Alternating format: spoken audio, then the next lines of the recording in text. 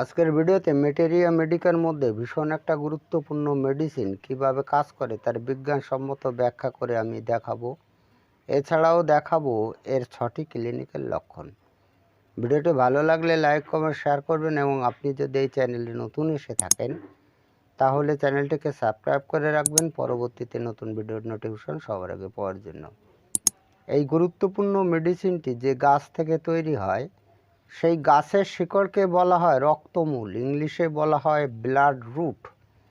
এই যে রক্তমূল, এই রক্তমূল গাছের শিকড় যদি কাটা হয় তাহলে এর থেকে রক্তের মতো এক প্রকার রস নিঃসৃত হয়। এই রস থেকে আমাদের সেই গুরুত্বপূর্ণ হোমিওপ্যাথি মেডিসিন স্যাঙ্গুইনেরিয়া ক্যানাডেন্সিস প্রস্তুত হয়। যাই হোক, এই মেডিসিনটি কিভাবে কাজ করে তার বিজ্ঞানসম্মত ব্যাখ্যাগুলো আমি আপনাদের লিখি এবং বলি, তাহলে আপনাদের বুঝতে সুবিধা হবে। এখান থেকে লেখা শুরু করি। নাম্বার 1-এ লিখি। প্রথমে হচ্ছে এই মেডিসিনটি আমাদের মাথার উপর কাজ করে। লিখি এখানে হেড। এই মাথার উপর ক্রিয়া করে মাথার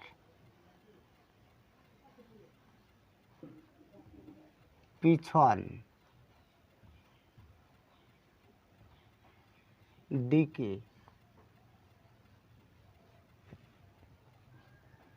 ব্যথা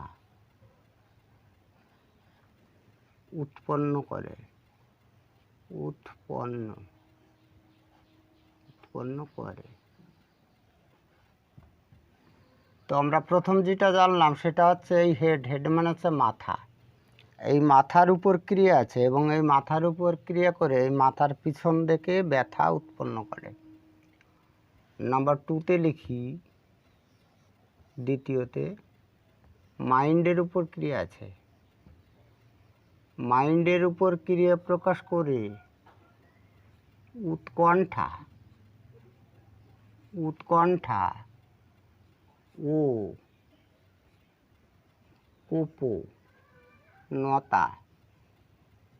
কোপনতা স্বভাব। এই মানসিক অবস্থা সৃষ্টি করে।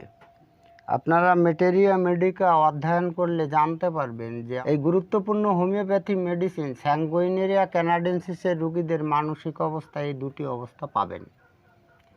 আপনাদের নাম্বার 3-তে বলি, সেটা হচ্ছে নোস মানে কি নাক। এই নাকের উপর ক্রিয়া প্রকাশ করে গন্ধে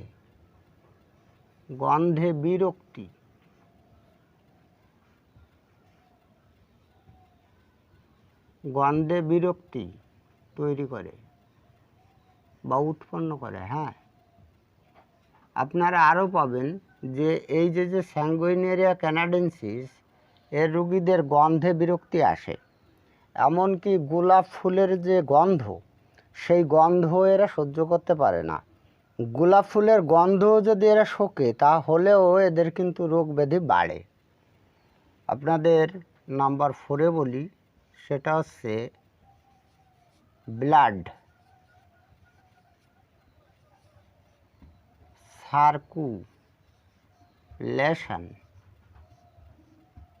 সার্কুলেশন মানে কি রক্ত সঞ্চালন। এর উপর ক্রিয়া প্রকাশ করে গলায়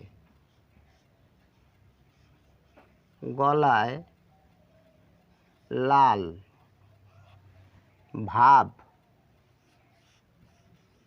ও হাত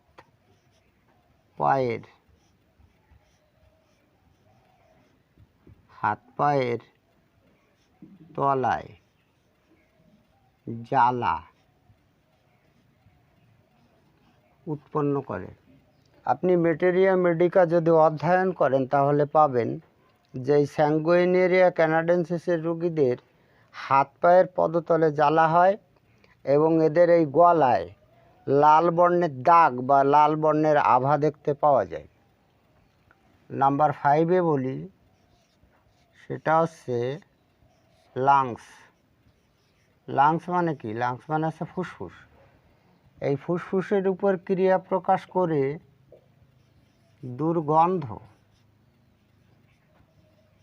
দুর্গন্ধযুক্ত গয়ের,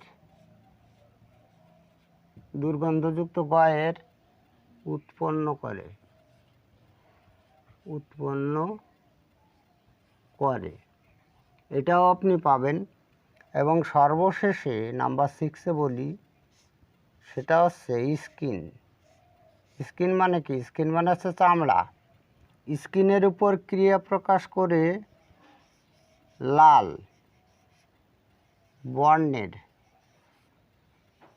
বর্ণের ইরাপশন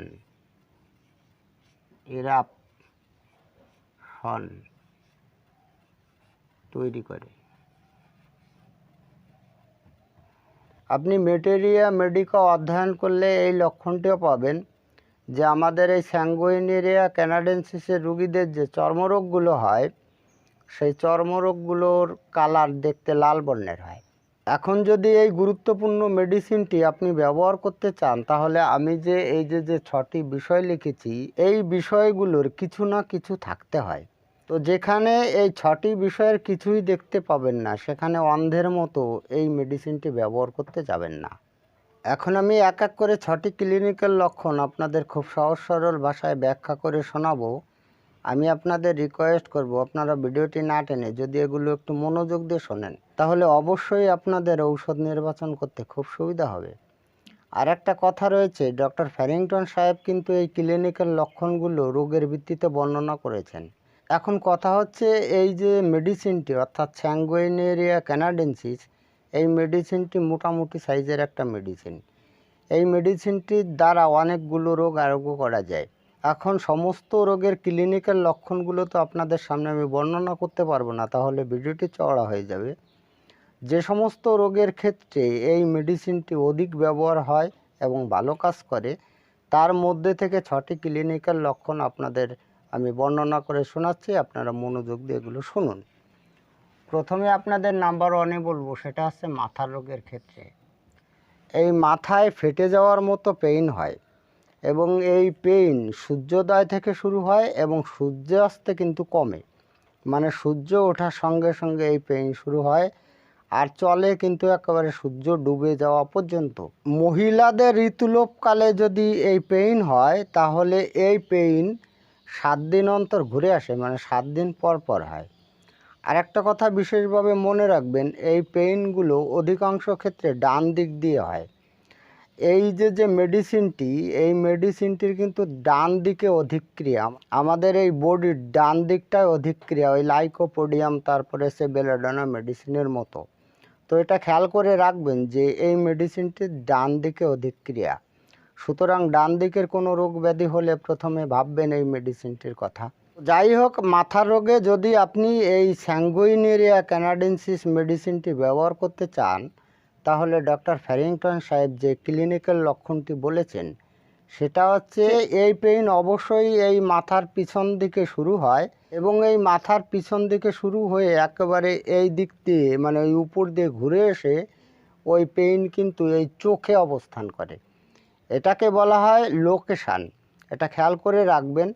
স্যাঙ্গুইনেরিয়া ক্যানাডেন্সিস মেডিসিনটি মাথায় যন্ত্রণার একেবারে ফার্স্ট ক্লাস একটা মেডিসিন। তবে এই মেডিসিনটির যে লোকেশন, সেই লোকেশনটা আমি আপনাদের বলে দিলাম, এটা আপনি অবশ্যই খেয়াল করে রাখবেন। আপনাদের নাম্বার 2-তে বলি, সেটা হচ্ছে নাকের রোগের ক্ষেত্রে। হ্যাঁ, এই পুরাতন সর্দি, নাকের মধ্যে পলিপাস, নাক দিয়ে দুর্গন্ধযুক্ত স্রাব নিঃসরণ ইত্যাদি রোগে এই মেডিসিনটি একেবারেই অব্যর্থ ফল দেয়।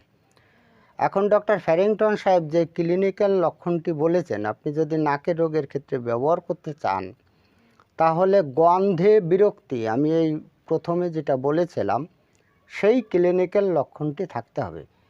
এটার মানে হচ্ছে এই ঔষধের রুগীরা কিন্তু গন্ধ সহ্য করতে পারে না, এমনকি গোলাপ ফুলের গন্ধও এরা সহ্য করতে পারে না। সুতরাং কোনো ব্যক্তির নাকের রোগে যদি আপনি এই লক্ষণটি পান, তাহলে আপনার প্রথম ঔষধ হবে এই স্যাঙ্গুইনেরিয়া ক্যানাডেন্সিস। আর একটা কথা হচ্ছে যে পলিপাসের একটা ভালো ঔষধ হচ্ছে এই স্যাঙ্গুইনেরিয়া ক্যানাডেন্সিস। পলিপাসে যদি আপনি এই লক্ষণটি পান, তাহলে অন্য কোনো ঔষধের কথা আপনি ভাববেন না, আপনার প্রথম ঔষধ হবে কিন্তু এটি। আপনাদের নাম্বার 3-তে বলি, সেটা হচ্ছে পাকস্থলী রোগের ক্ষেত্রে। এই পাকস্থলীতে জ্বালা, পাকস্থলীতে পেইন, পাকস্থলীতে শূন্যতাবোধ, তারপর লিভারের স্থানে ব্যথা, অন্ত্রে ক্যান্সার ইত্যাদি পাকস্থলীর রোগে এই মেডিসিনটি কিন্তু খুব ভালো কাজ দেয়। এখন এই পাকস্থলীর রোগে যদি আপনি ব্যবহার করতে চান, তাহলে ডক্টর ফ্যারিংটন সাহেব যে ক্লিনিক্যাল লক্ষণটি বলেছেন সেটা হচ্ছে রুগীদের তীব্র ঝাল জাতীয় খাদ্য খাওয়ার আকাঙ্ক্ষা থাকা চাই। তো আপনি যদি পাকস্থলীর রোগ চিকিৎসা করতে চান, তাহলে যে সমস্ত রোগীরা খুব বেশি পরিমাণে ঝাল খায় তাদের জন্য এই ঔষধটি নির্বাচন করতে পারেন। আপনাদের নাম্বার 4-এ বলি, সেটা হচ্ছে ফুসফুসের রোগ। কাশি, শ্বাসকষ্ট, হাঁপানি, নিউমোনিয়া, তারপরে বুকের মধ্যে জ্বালাকর পেইন ইত্যাদি ফুসফুসের রোগে এই মেডিসিনটি একেবারে অব্যর্থ ফল দেয়।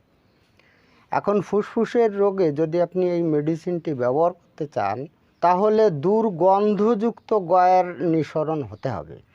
যদি এই লক্ষণটি থাকে, তাহলে আপনার একমাত্র ঔষধ হবে এই স্যাঙ্গুইনেরিয়া ক্যানাডেন্সিস। আপনাদের নাম্বার 5-এ বলি, সেটা হচ্ছে বাতের ব্যথা।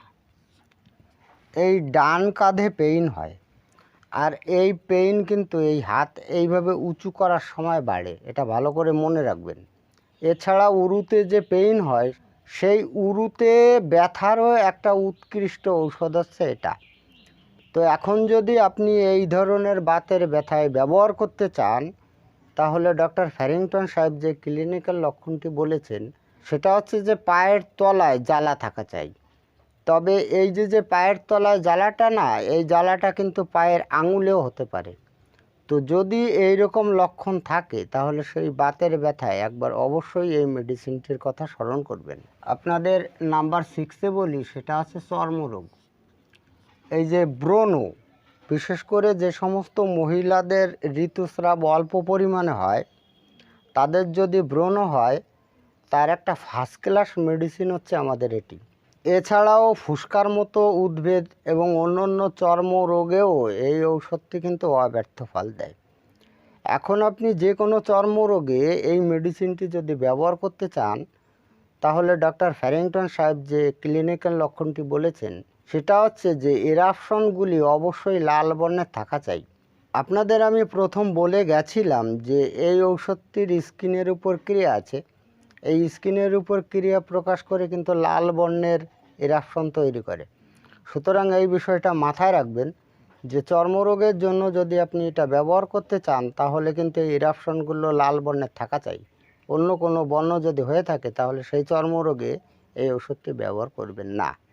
আমি আপনাদের সর্বশেষে যে বিষয়টি জানাবো সেটা হচ্ছে ঔষধের শক্তি এবং ডোজ। আপনি 30 শক্তি, 200 শক্তি আর হচ্ছে 1 m শক্তি ব্যবহার করবেন।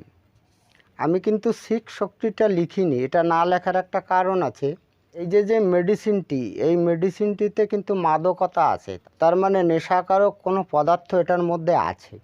সুতরাং 6 শক্তিটা না খাওয়াই উত্তম। যাই হোক, আমি যে এই যে 3টি শক্তি লিখেছি, এই 3টি শক্তি আপনি অবশ্যই সূক্ষ্ম মাত্রায় ডোজ বানিয়ে ব্যবহার করতে পারেন। এখন হানিম্যানীয় নীতি অনুসারে আপনি যদি সূক্ষ্ম মাত্রায় ডোজ বানাতে চান, তাহলে আপনাকে নিতে হবে 500 ml ড্রিঙ্কিং ওয়াটার। এই 500 ml ড্রিঙ্কিং ওয়াটারের মধ্যে এই মেডিসিনটি দিতে হবে 1 ড্রপ। 1 ড্রপ মানে হচ্ছে 1 ফোঁটা। 1 ফোঁটা দেওয়ার পর এটাকে ঝেঁকে ভালো করে মিশিয়ে নিতে হবে। এখান থেকে 4 চামচের 2 চামচ করে আপনি যদি প্রতিবারে খাওয়ান, তাহলে কিন্তু সূক্ষ্ম মাত্রার ডোজ হয়ে যাবে। এখন অর্ডিনারিভাবে এই 30 শক্তি দিনে 2 বার, আর হচ্ছে 200 শক্তি দিনে 1 বার, আর এই 1 m শক্তি সপ্তাহে 2টি ডোজ ব্যবহার করবেন। দিনে নয়, কিন্তু আপনি সপ্তাহে 2টি ডোজ ব্যবহার করবেন। যাই হোক, আজকে এই পর্যন্তই। খুব তাড়াতাড়ি ফিরে আসবো নতুন গুরুত্বপূর্ণ বিষয়বস্তুর ভিডিও নিয়ে। দেখা হচ্ছে নেক্সট ভিডিওতে। ততক্ষণ আপনারা ভালো ও সুস্থ থাকুন। জয় হ্যানিম্যান, জয় হোমিওপ্যাথ।